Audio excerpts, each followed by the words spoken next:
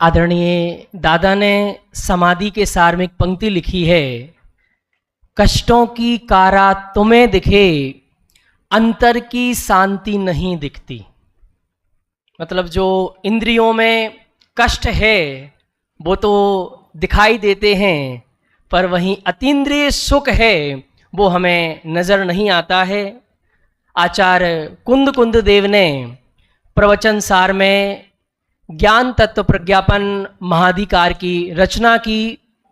उसका जो प्रथम अधिकार है शुद्धोपयोग अधिकार, द्वितीय अधिकार है ज्ञानाधिकार, उसके बाद एक बड़ा अधिकार, बहुत महत्वपूर्ण अधिकार जिसका नाम है सुखाधिकार।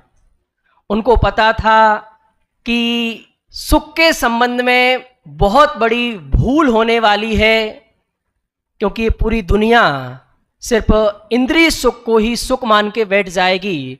तो इसके सामने हमें इंद्रिय सुख का क्या स्वरूप है, अतीन्द्रिय सुख का क्या स्वरूप है, वो विस्तार के साथ प्रस्तुत करना होगा। तो वो उन्होंने प्रवचन सार की 53 नंबर गाथा से लेके 58 नंबर गाथाएं तक किया। उसका मेरा जो विषय है ये अधिकार आगे तक चलता है, इसका मंगलाचरण करेंगे और फिर अपन विषय प्रारंभ करेंगे। इंद्रिय सुख तो सुख नहीं, भासी श्री भगवान, अरे अतीन्द्रिय सुख ही सचमुच सुख की खान। इसकी जो 53 नंबर गाथा है उसका भी पाठ करेंगे। मूर्त और अमूर्त इंद्रिय अर अतीन्द्रिय ज्ञान सुख, इनमें अमूर्त अतीन्द्रिय ही ज्ञान सुख उपादेय है। सबसे पहले दो भेद हमारे सामने आ गए हैं। आपने गाथा में भी पढ़ा होगा, मूर्त अमूर्त इंद्रिय अतीन्द्रिय ज्ञान सुख। ये जो ज्ञान है और सुख है इसके दो दो भेद किए हैं, मूर्त अमूर्त, इंद्रिय और अतीन्द्रिय। इसे अपन सरल भाषा में देखते हैं। सुख के दो आयाम के रूप में उन्होंने इस विषय को प्रस्तुत किया है, मूर्त और अमूर्त। मूर्त कौन है? जो मूर्त है भौतिक है, रूप रस गंध स्पर्श शब्द पुद्गलमय है, इंद्रियों के द्वारा ग्रहण करने योग्य है, पराधीन है और खंडित अनुभव कराने वाला है। और जो अमूर्त है वो कैसा है? चैतन्य आत्मा का निज स्वभाव, इंद्रियों की पहुंच से परे, जिसे अतीन्द्रिय कहते हैं, वो स्वाधीन है, शाश्वत है और अखंड अनुभव कराने वाला है। इसको और सरलता से देखते हैं, ज्ञान और सुख की दो दिशाएं, ये अंतर कर लेंगे तो फिर अपन को आगे का विषय समझ में आ जाएगा कि जो इंद्रिय सुख है और अतीन्द्रिय सुख है उसकी मूल में उत्पत्ति कहाँ से है। तो कहा जो इंद्रिय सुख है वो क्षयोपशम शक्ति और इंद्रियों के माध्यम से उत्पन्न होता है, और जो अतीन्द्रिय सुख है वो चैतन्यानुविधायी आत्म परिणाम से, मूल टीका के शब्द हैं कि हमारा जो आत्म परिणाम से उत्पन्न होने वाला सुख है, आत्मा के आश्रय से प्रकट होने वाला सुख है, वो अतीन्द्रिय सुख है। अवलंबन जो इंद्रिय सुख है वो पराधीन है। देखो इंद्रिय सुख की सबसे बड़ी तकलीफ क्या है कि इंद्रिय सुख है वो पराधीन है, और सच में जहाँ पराधीनता है वहाँ सुख है ही नहीं, जहाँ स्वाधीनता है वहीं सुख है। तो इससे ही समझ में आ जाता है कि जो इंद्रिय सुख है सच में वो सुख नहीं है, जो आगामी गाथाओं में कहेंगे। क्यों? क्योंकि इसमें कर्म का, प्रकाश का, सामग्रियों का, बहुत अधिक निर्भयता है। जितनी जितनी निर्भरता बढ़ती है उतना उतना दुखी होता है, सुख नहीं होता है। और जो अतीन्द्रिय सुख है वो किसके अधीन है, उसके लिए किसका अवलंबन चाहिए? का कोई अवलंबन नहीं चाहिए, पूर्णतः स्वाधीन आत्मनिर्भर, वो सच में अतीन्द्रिय सुख है। और इनकी जो प्रवृत्ति होती है वो कैसी है? कहा कि जो इंद्रिय जनित सुख है वो क्रमिक है। एक समय में एक ही इंद्रिय के माध्यम से प्रवृत्ति आपको दिख सकती है। अभी वो एग्जाम्पल भी आएगा कि बहुत अधिक इंद्रियों की प्रवृत्ति हो रही है, पर एक समय में एक ही इंद्रिय के माध्यम से एक ही विषय का सुख आपको मिल सकता है। और अतीन्द्रिय सुख में ऐसी पराधीनता नहीं है, वो युगपत है, एक साथ सबका वेदन करने वाला है। और इंद्रिय सुख की प्रकृति कैसी है, उसका नेचर कैसा है? कह रहे हैं कादाचित् अस्थायी हानि वृद्धि सहित है। जो भी इंद्रिय सुख होता है एक बार हो गया तो अब अनंत काल तक ऐसे ही रहेगा क्या? कहा नहीं, बहुत टेम्परेरी है, बहुत क्षण भंगुर है, और उसमें भी हानि वृद्धि है, घटता बढ़ता रहता है, एक जैसा नहीं है। और जो अतीन्द्रिय सुख है वो कैसा है? कह रहे हैं नित्य है। जो इंद्रिय सुख प्रकट हुआ है वो नित्य नहीं है, खत्म हो जाने वाला है, नष्ट हो जाने वाला है। और जो अतीन्द्रिय सुख है वो एक बार प्रकट हो गया फिर अनंत काल तक नित्य है, कभी भी नष्ट होने वाला नहीं है। और हानि वृद्धि से रहित है, उसमें क्यों किसी तरह की पराधीनता नहीं है, इसलिए उसमें हानि वृद्धि भी नहीं होती है। तो निष्कर्ष क्या है इस समझने का, इंद्रिय सुख और अतीन्द्रिय सुख को समझने का निष्कर्ष क्या है? कि अभी हम सब 24 घंटे इंद्रिय सुख के पीछे भाग रहे हैं, इंद्रियों की लोलुपता के पीछे भाग रहे हैं, उन विषयों को इकट्ठा करने के पीछे भाग रहे हैं कि इनसे मुझे सुख मिलेगा, या इंद्रियों की संभाल में लग रहे हैं 24 घंटे। हम अपना एनालिसिस करें कि सुबह से शाम तक हम अपना उपयोग कहाँ लगा रहे हैं, तो कहा है जो इंद्रिय सुख है ये सच में हे है, त्यागने योग है। और जो अतीन्द्रिय सुख है वो कैसा है? उपादेय है, ग्रहण करने लायक है। इसके बाद और जो 55-56 नंबर की गाथाएं हैं कि इंद्रिय सुख का भ्रम, अमूर्त आत्मा मूर्त विषयों को कैसे जानती है? तो कहा अमूर्त आत्मा, आत्मा स्वयं अमूर्त है, फिर भी मूर्त शरीर पंच इंद्रियों को प्राप्त होती है। पूरा सब विषय आ गया है, कुछ समझाने जाओ तो टाइम निकलता है, तो ऐसा लगता है कि जो जो मूल चीज़ें हैं शॉर्ट में आपको बता दें, पीपीटी पर भी आ रही हैं। इसका सार यही है कि इंद्रिय ज्ञान वास्तविकता का केवल एक खंडित अस्थिर चित्र ही प्रस्तुत कर सकता है। क्या है कि जो इंद्रिय ज्ञान है वो आपको खंडित अखंड सुख की प्राप्ति कराने वाला नहीं है, खंड खंड सुख ही प्रदान कराने वाला है। इस टीका में एक उदाहरण आया है, उसकी बात अपन करते हैं। काक अक्षी दृष्टांत, एक समय में एक ही विषय, इंद्रियां एक साथ विषयों को क्यों नहीं जान सकती? देखिएगा, आप पढ़ेंगे, कौवे की आंखें दो होती हैं लेकिन पुतली एक ही होती है। वह पुतली दोनों आंखों में इतनी शीघ्रता से आती जाती है कि लगता है दोनों आंखों में एक साथ देख रहा है। कौवे की आंखें कितनी होती हैं? कितनी होती हैं? और पुतली एक होती है। तो हमें क्या लगता है? क्या लगता है कि पुतली दो है? पुतली दो नहीं है, एक ही है। हमारी इंद्रियों की जो शक्ति है वो क्रम क्रम से काम करती है।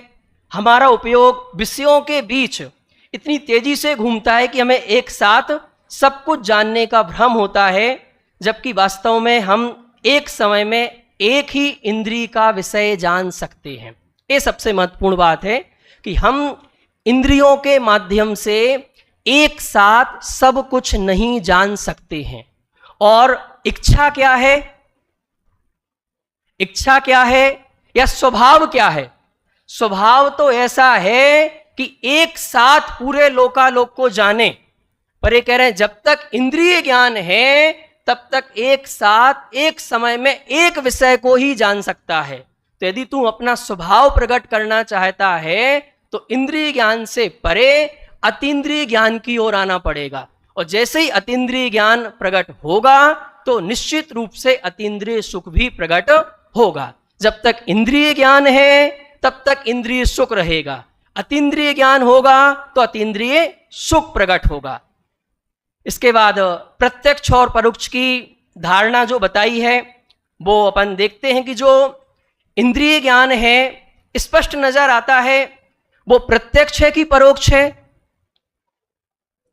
इंद्रिय ज्ञान प्रत्यक्ष है कि परोक्ष है?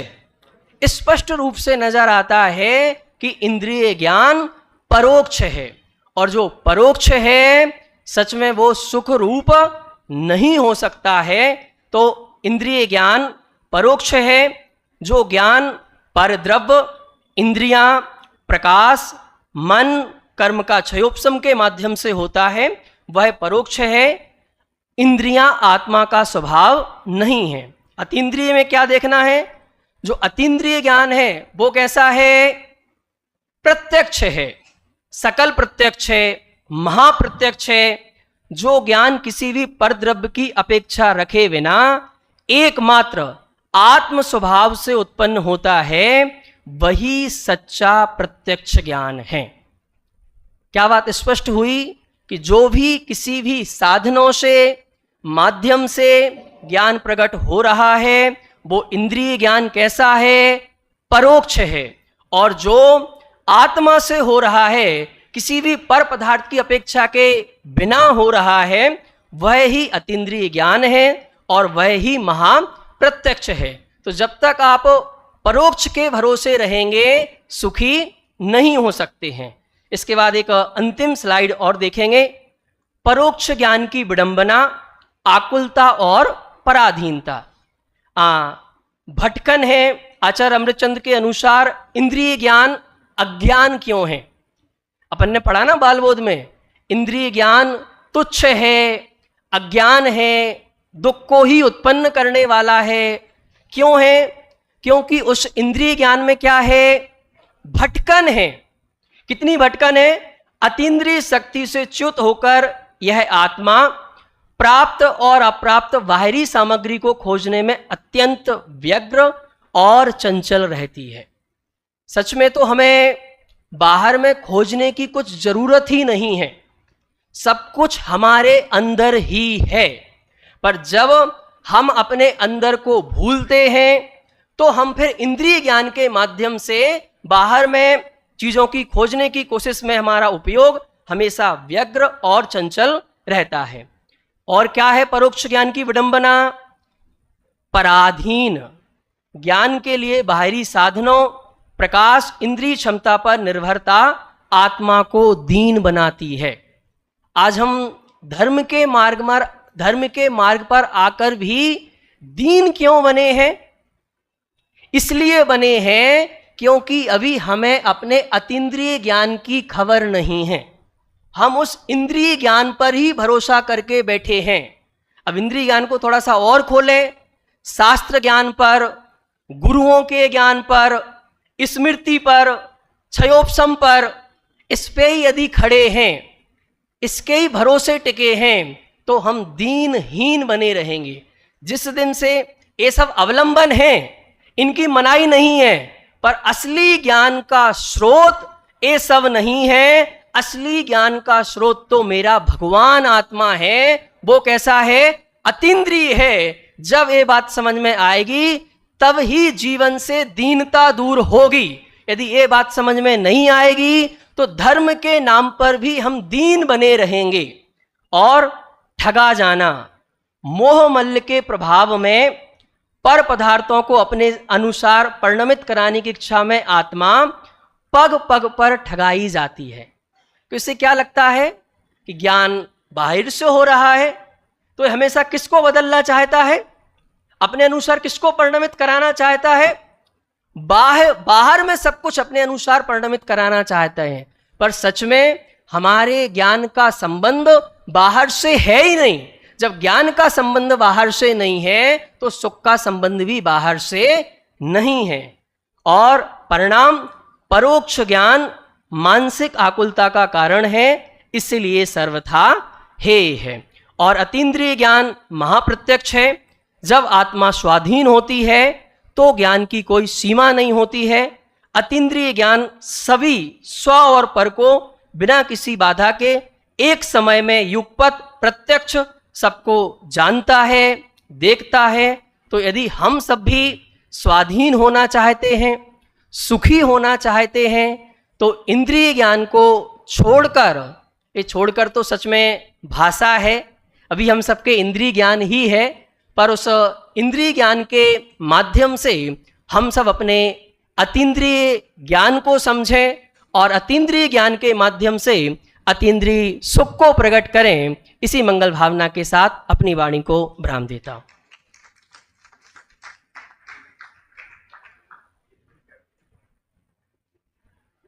हाँ, अभी 1 मिनट। हेलो, हाँ, आपने जो चार्ट बनाया था ना, उसमें इंद्रिय ज्ञान के लिए आपने विधि बताई। एक चार्ट फिर से अगर आए डिस्प्ले पे तो अच्छा रहेगा। उसमें ये बताया था कि भाई जैसे इंद्रिय ज्ञान है, इसके आगे का चार्ट करो भाई, नेक्स्ट स्लाइड करोगे ना तो उसमें आएगा चार्ट। हाँ, ये है, इसमें बस ऊपर वाला। हाँ, ऊपर वाला देखो, इसमें आपने ये जो बताया कि इंद्रिय ज्ञान सर्वथा पराधीन है, और इसकी प्रवृत्ति में लिखा है कि अतीन्द्रिय युगपत होता है। अब जैसे शयोपशम सम्यक दृष्टि जब अपने आत्मा का अनुभव करता है तो अतीन्द्रिय आनंद है, और उस समय पर वह युगपत एक साथ सब कुछ जानता है। यह परिभाषा कैसे लगेगी वहां पर? सब कुछ जानता है मतलब वो आत्मा को इस पूर्ण रूप से जानता है, क्योंकि अभी केवल ज्ञान तो हुआ नहीं है, शयोपशम ज्ञानधारी है, तो सब कुछ मतलब लोकालोक तो नहीं जानेगा, पर आत्मा को जानता है। दूसरा, शयोपशमिक सम्यक दर्शन छूट जाता है। तो इस दृष्टि से देखा जाए तो कथनचित नित्य कथनचित अनित्य, यह अतीन्द्रिय ज्ञान में लिख सकते हैं। कैसा भाई? शयोपशमिक और औपशमिक सम्यक दर्शन में अतीन्द्रिय आनंद का अनुभव हुआ। हाँ, और वह जीव मिथ्यात्व में आया, तो उस समय पर वह अतीन्द्रिय ज्ञान रहा नहीं। हाँ, पुनः इंद्रिय ज्ञान में आ गया, तो वह कथनचित नित्य कथनचित अनित्य। जिनको शायिक सम्यक दर्शन हुआ उनको तो नित्य कहें, और जिनका है कि भाई छूट जाता है तो उसे कथनचित अनित्य कहेंगे अतीन्द्रिय ज्ञान को। नहीं, अतीन्द्रिय ज्ञान तो नित्य ही है। अब वो अतीन्द्रिय ज्ञान ही नहीं है, अभी छूट गया, इंद्रिय ज्ञान हो गया, तो वो इंद्रिय ज्ञान है, वहाँ अतीन्द्रिय ज्ञान है ही नहीं। तो अतीन्द्रिय ज्ञान हुआ ना शयोपशमिक सम्यक दृष्टि को, नित्य कहाँ हुआ फिर वो? इस तरह से हमारे चार्ट के इसमें। दूसरा आपने एक वो भी बताया। हाँ, एक प्रश्न लास्ट।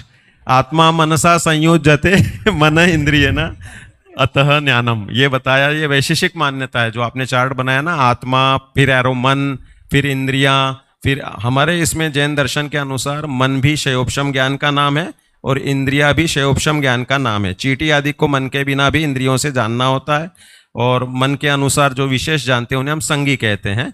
तो इस रूप में वह जो चार्ट में है, एक एरो करके दिया आपके ग्रंथ गाथा में, टीका में कॉमा कॉमा करके दिया है कि इत्यादि के माध्यम से जो होता है। ये थोड़ा सा एक सजेशन था, बाकी आपने अच्छा बताया।